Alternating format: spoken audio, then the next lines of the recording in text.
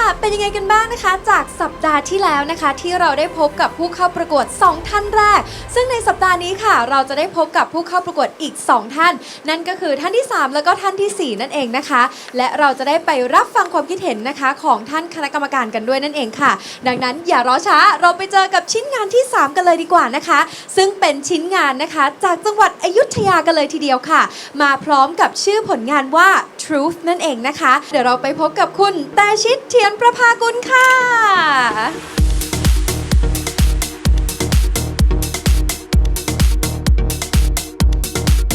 มาแล้วสวัสดีค่ะสวัสดีครับสวัสดีท่านกรรมการผู้ทรงรู้ทุกท่านเลยนะครับค่ะเป็นยังไงบ้างคะคุณแต่ชิดตื่นเต้นไหมคะสุดๆเลยครับ โอเคดังนั้นก็ทำให้เต็มที่นะคะแพนขออนุญาตส่งต่อเวลานี้ให้เลยค่ะครับขอบคุณมากครับ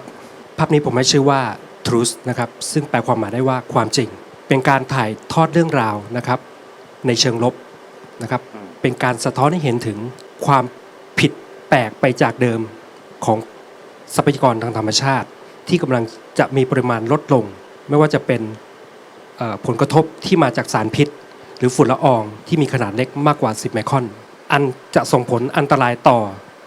ทรัพยากรทางธรรมชาติรวมไปถึงระบบนิเวศและที่สำคัญนั่นก็คือสุขภาพอนามัยของมนุษย์ของคนเหล่านั่นเองนะครับเรื่องของ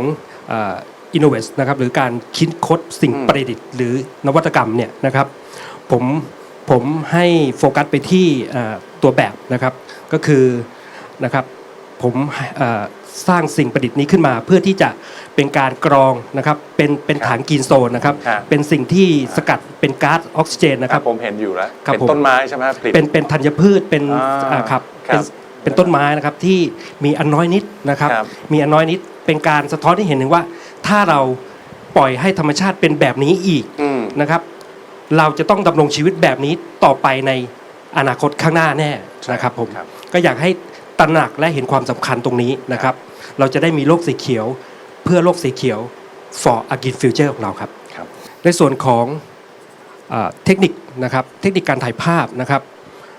ภาพนี้ผมใช้กล้องตัวคูณถ่ายปกตินะครับแต่ใช้เลนส์พิเศษนั่นก็คือเลนส์มุมกว้างหรือฟิตไอนะครับระยะอยู่ที่8มิลลิเมตรนะครับอยากให้ภาพนั้นมีเก็บความคมชัดให้มากที่สุดนะครับโดยการผมก็ใช้รูปแสงกว้างขึ้นนะครับแต่ผมไม่อยากเข้าใกล้วัตถุมากเกินไปเพราะว่าเดี๋ยวจะค่า distortion จะมีความบิดเบือนไปจากนี้นะครับก็เลยเอาแค่ระยะนี้พอนะครับ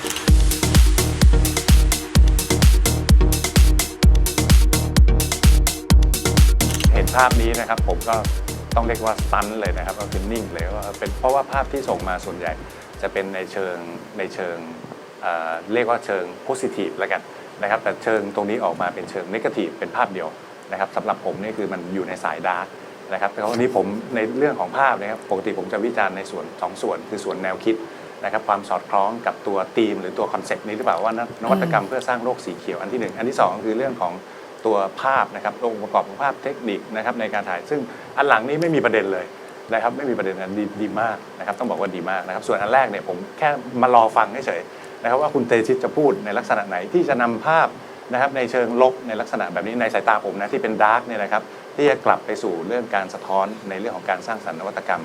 นะครับก็คุณเตชิตก็ได้อธิบายมาเรียบร้อยก็คือในเรื่องของการสร้างการรับรู้ถูกไหมครับแต่อยากถามนิดนึงนะในการที่มุมมองของการที่จะเป็นดาร์กเรื่องเกี่ยวกับสิ่งแวดล้อมเนี่ยมันเป็นได้หลายรูปแบบมากเลยทำไมถึงเลือกผ้าที่เป็นเด็กแล้วมาใส่ตรงนี้ขออนุญาตตอบเอาเด็กที่ไหนมาเนี่ยเด็กคนนี้คือลูกชายผมวัย4 ขวบว่าแล้วที่เดาแล้วว่าต้องเป็นลูกชายเป็นลูกชายผมวัย4 ขวบที่ให้ความร่วมมือดีมากเลยผมบอกกับเขาอธิบายให้เขาฟังว่าผมมันจะทำอย่างนี้อย่างนี้เขาโอเคเลยนะครับวันนั้นเนี่ยผมบอกตามตรงต่อท่านคณะกรรมการและพี่ๆสื่อมวลชนนะครับห้ามโกหกครับบอกตรงๆว่าเราไม่ได้เตรียมการว่าเราจะเอาฟิลนี้หรอกครับผมอยากได้แสงคีย์ไลท์ของผมคือแสงพระอาทิตย์แต่ดันบังเอิญเนี่ยพอไปถึงที่จุดนั้นน่ะเมฆมาครับฝนกำลังจะตกลมกำลังพัดความคิดที่โลดแล่นอยู่ในหัวคือเราต้องปรับด่วนเลยผมแก้สถานการณ์ณปัจจุบันนั้นเลยครับเปลี่ยนเอาเป็นมูดแอนด์โทนที่ดูนัวๆนะครับออกนัวๆออกแบบ เอาอารมณ์ของภาพและสีเข้ามาแทน ตอนแรกผมคิดว่าจะเอาแบบเป็นแสงแฟร์เป็นแสงของพระอาทิตย์กำลังจะตกอย่างนี้มากกว่า เอาให้ดูแบบเหมือนธุรกันดารอะไรประมาณนี้นะครับเลยต้องมาปรับมาเป็นแบบนี้แทน เนี่ยแหละคือเสน่ห์ของการถ่ายภาพ ครับ แล้วก็คือเป็นสิ่งที่มันทำให้คนถ่ายเนี่ยสามารถ adjust และปรับมุมมองให้มันเป็น เพราะมันเป็นเรื่องของการถ่ายในที่โล่งคุณคอนโทรลสิ่งแวดล้อมธรรมชาติไม่ได้ ใช่ แต่ ใช่ คุณสามารถคอนโทรลมุมมองของคุณที่จะออกมาให้เราเห็นได้ ขอบคุณ ซึ่ง มา อั ก นนี้ ครับ ขอชื่นชมนะคะว่าก็เป็นภาพที่สะท้อนให้เห็นหลายๆอย่าง แล้วก็แสดงให้เห็นถึงไหวพริบของคุณที่คุณจะปรับบรรยากาศต่างๆให้เข้ากับภาพอย่างนี้ และต่อมานะคะกับผลงานชิ้นที่ 4 กันเลยดีกว่าค่ะ ซึ่งผลงานชิ้นนี้นะคะก็มาตรงจากจังหวัดนครนายกกันเลยทีเดียว โดยชิ้นงานนี้นะคะมีชื่อว่า Conservation Recycling โดยภาพนี้นะคะเป็นของคุณสิริรัตน์พงษ์วิเศษค่ะ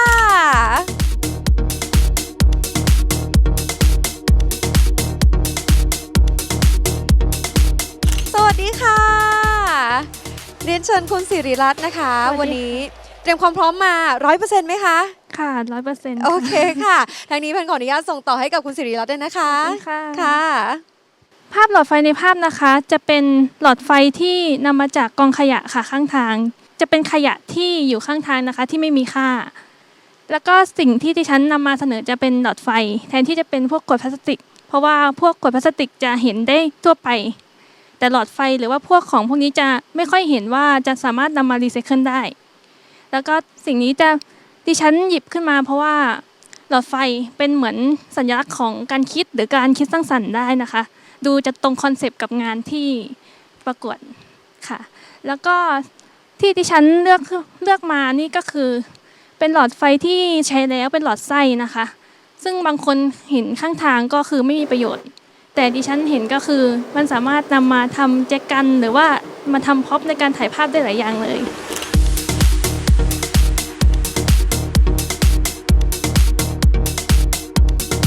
หลอดไฟเนี่ยมาแสดงถึงความเป็นทรัพย์สินธรรมยามาแสดงถึงความคิด แต่คนใช้รูปหลอดไฟเยอะมาก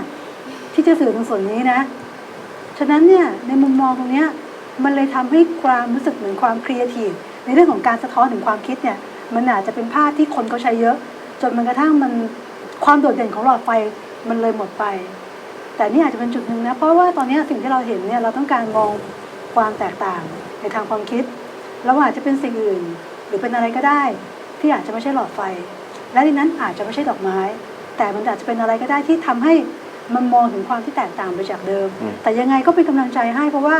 โพสชั่นของภาพคุณพยายามสื่อแบบนี้แหละแต่ถ้ามันไม่มีคำพูดที่คุณพูดเมื่อกี้เราก็ยังไม่เห็นภาพตรงจุดนั้น จากที่ตอนแรกที่เห็นก็คือมันเหมือนกับว่า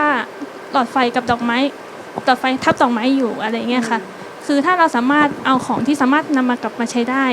สามารถทำให้เป็นประโยชน์ขึ้นก็เหมือนกับการช่วยธรรมชาติด้วยอะไรเงี้ยค่ะ ถามนิดนึง ประมาณนั้ นะ น ถ้าเปลี่ยนจากหลอดไฟเป็นตัวอื่นได้ ที่แสดงถึงไอเดียความคิดที่ไม่ใช่หลอดไฟเพราะคนใช้ทรัพย์สินปัญญาเป็นหลอดไฟเยอะมาก คุณจะเปลี่ยนเป็นอะไรที่สะท้อนภาพนี้ออกมา ถ้าไม่ใช่หลอดไฟใช่ไหมคะตอนแรกที่คิดคอนเซปต์เลยจากที่ไม่ใช่ภาพนี้นะคะจะมีคิดคอนเซปต์ว่าใช้มืออุ้มดินไว้แล้วก็มีต้นไม้อยู่เล็กๆ แล้วก็จะมีแบบว่าเป็นป่าสีเขียว แล้วก็มีภาพขยะอยู่ข้างหน้าอะไรเงี้ยค่ะที่จะถ่ายทอดแต่ว่า ครับ พอดีติดงานก็เลย ก็เลยไม่ทันก็เลยใช้พอดีไปเห็นขยะข้างทางมีพวกหลอดไฟมีพวกขวดอะไรอยู่ค่ะก็เลยคิดไอเดียได้ว่าแบบหลอดไฟสามารถทำเป็นพ็อปได้ ก็เลยใช้หลอดไฟแทนเพราะพวกขวดพลาสติกมันจะขุ่น ก็เลย ไม่รู้ว่าจะทำยังไงก็เลยใช้หลอดไฟ เพราะว่าจากที่เห็นแบบว่าเวลาคิดอะไรได้ก็จะมีหลอดไฟเป็นสัญลักษณ์อะไรอย่างเงี้ยค่ะก็เลยลองเอามา ทำยังไงจะขายความเป็นไม้สักของจังหวัดแพร่ น่าจะเป็นหนึ่งในภาพที่สะท้อนคำว่าทรัพย์สินธรรมยาได้ดีที่สุด มันเป็นนวัตกรรมที่สามารถที่จะสืบทอด คุณเห็นว่ามันรกโอเค คุณจะแก้ปัญหา คุณจะเก็บเรื่องราวให้มันใหญ่ขึ้น